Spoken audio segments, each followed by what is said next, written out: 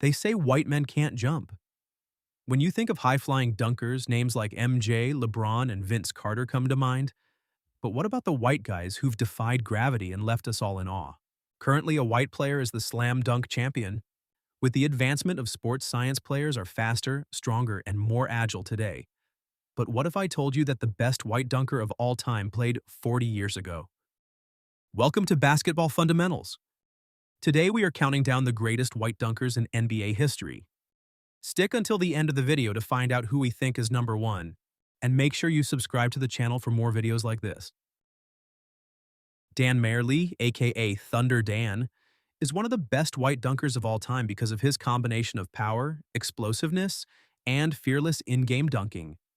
While he's often remembered for his three-point shooting, people forget that early in his career, he was an elite athlete who threw down some nasty slams. Thunder Dan had serious hops and upper body strength that allowed him to finish dunks with authority. He was 6 feet 6 inches and built like a tank, meaning he could absorb contact and still throw it down.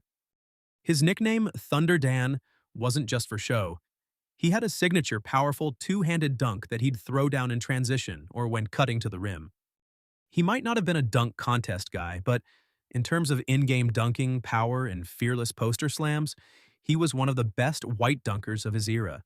He played a key role in the 1993 NBA Finals run with the Suns, often attacking the rim and bringing energy to the team. Chase Budinger reportedly had a 40-inch vertical leap, which allowed him to rise above defenders effortlessly. His explosiveness off the ground made his dunks look smooth and powerful. Before committing to basketball full-time, Budinger was an elite high school volleyball player. This background helped him develop elite jumping mechanics, body control, and timing, which translated to his dunking ability. Budinger wasn't just a great dunker for a white guy, he was a great dunker, period. Unlike many great dunkers who only shine in dunk contests, Budinger threw down nasty in-game dunks throughout his NBA career, often catching defenders by surprise with his hops. Even after his NBA career, Budinger continued to showcase his insane athleticism in professional volleyball, proving his hops weren't just for basketball. Mario Hezonja at 6 feet 8 inches with a 40-inch vertical had crazy hops for a forward. His most legendary dunk? Not only did he dunk on the Greek Freak, but he stepped over him like Allen Iverson did to Tyronn Lue, one of the coldest moments in NBA history. Giannis was so mad he said he would punch Hezonja in the nuts if he did it again. That's how you know it was an all-time dunk. He was one of those guys who could do windmills, tomahawks, and double-pump dunks in actual games. Most dunkers save those for warm-ups, but he had the swagger and hops to pull them off when it counted. Part of what made him such a great dunker was his fearlessness. He truly believed he was the best player on the floor and dunked with that mentality. Even if his NBA career didn't pan out as expected, his cocky attitude and in-your-face dunks made him a fan favorite. Manu Ginobili may not immediately come to mind when you think of high-flying dunkers, but his inclusion among the best white dunkers of all time is a testament to his creativity, fearlessness, and ability to finish in ways that surprised opponents and fans alike. Manu's iconic Euro step often left defenders flat-footed. When the defense overcommitted to stopping the Euro, he was able to use his quickness to get to the basket for an unexpected dunk. This combination of finesse and power made him one of the most unique dunkers, especially for a player who didn't rely on raw athleticism like some others. He had a knack for pulling off dunks in the most unexpected ways. His unpredictable style of play, combined with his ability to explode off the floor in a split second, led to many highlight reel moments. He could go from a crafty layup to a ferocious dunk in the blink of an eye, catching defenders off guard. Pat Connaughton possesses an insane 44-inch vertical jump, one of the highest recorded in NBA history. His leaping ability allows him to throw down dunks that many guards his size can't execute, making him a rare high flyer. Before focusing on basketball, he was a pro-level baseball pitcher, drafted by the Baltimore Orioles.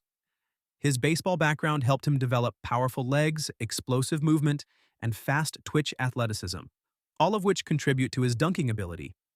Unlike some dunk contest participants who lack in-game dunking ability, Pat Connaughton consistently delivers poster dunks, putback slams, and alley-oops in real NBA games. His ability to dunk in traffic, rise over defenders, and finish with power makes him a legitimate in-game dunker. You might wonder why multiple slam dunk contest winner is ranked this low. The reason for that is the fact that McClung only had 2 total dunks in his NBA career. Before reaching the NBA, McClung was already a dunking icon. Viral mixtapes showcased him pulling off NBA-level dunks in high school. He has an unreal vertical leap, one of the highest in NBA history. His ability to explode off the ground and hang in the air allows him to execute dunks that few players, regardless of race, can match. McClung single-handedly revived the NBA dunk contest in 2023 with one of the greatest performances in the event's history: 4 perfect 50s on 4 attempts. When it comes to sheer dunking ability, McClung might be the greatest white dunker ever. The lack of playing time in the NBA is the only reason he is ranked this low. Lauri Markkanen has definitely become known for his impressive dunks, which have surprised many considering his size. In NBA history, the best dunkers have often been either guards or forwards.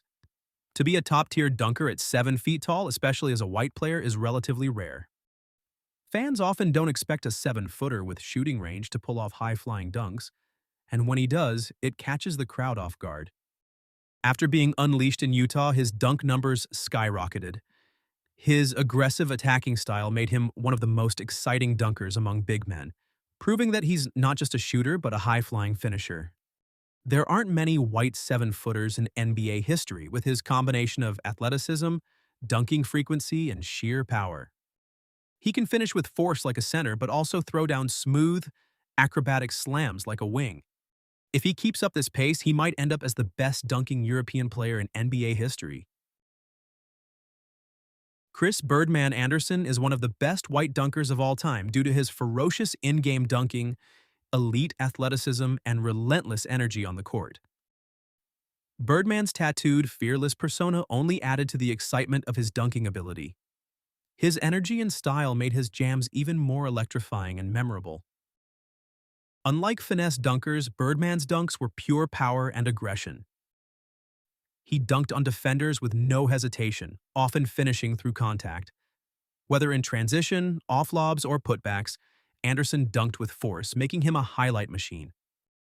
Andersen was relentless on the offensive glass, and if he got a rebound near the rim, chances were high he was going straight back up for a dunk. His ability to grab boards and finish with power made him a nightmare for opposing big men. Chris Andersen wasn't just an average dunker, he was one of the most powerful and relentless dunkers the NBA has ever seen. Brent Barry had an intelligent approach to dunking. He knew how to incorporate his skills and basketball understanding to create impressive dunks.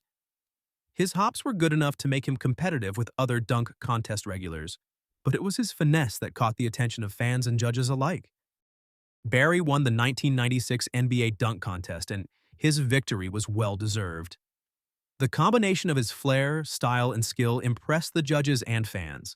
The fact that he wasn't a top-tier dunker in terms of raw power made his win even more impressive. Barry had a smooth, effortless style to his dunks.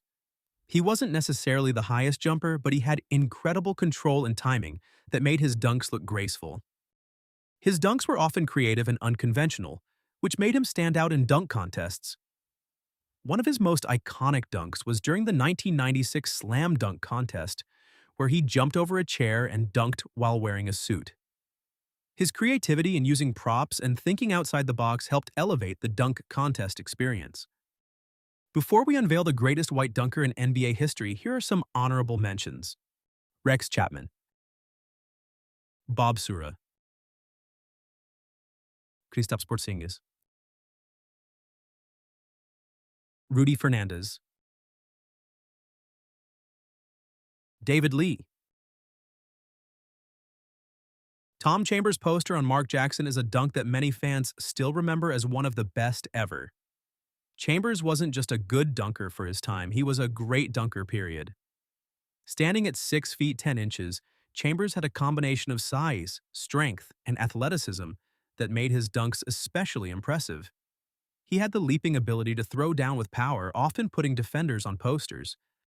While many dunkers are known for dunking on smaller players, Chambers often dunked over and through larger, taller defenders. His powerful dunks in the lane were a regular feature of his game. He wasn't just dunking for style, he was dunking with authority, often embarrassing defenders in the process. His dunking was on par with some of the best, regardless of race. He had the power, the style, and the sheer athleticism that made him a standout in the dunking conversation. He didn't just dunk, he dunked with authority. Tom Chambers often gets a shout out in the conversation about the greatest dunkers of all time. And while the greatest white dunker label might be subjective, there are solid reasons why Chambers is considered the best to ever do it. Who's your favorite white dunker? Let us know in the comments, and make sure you subscribe to our channel for more videos like this.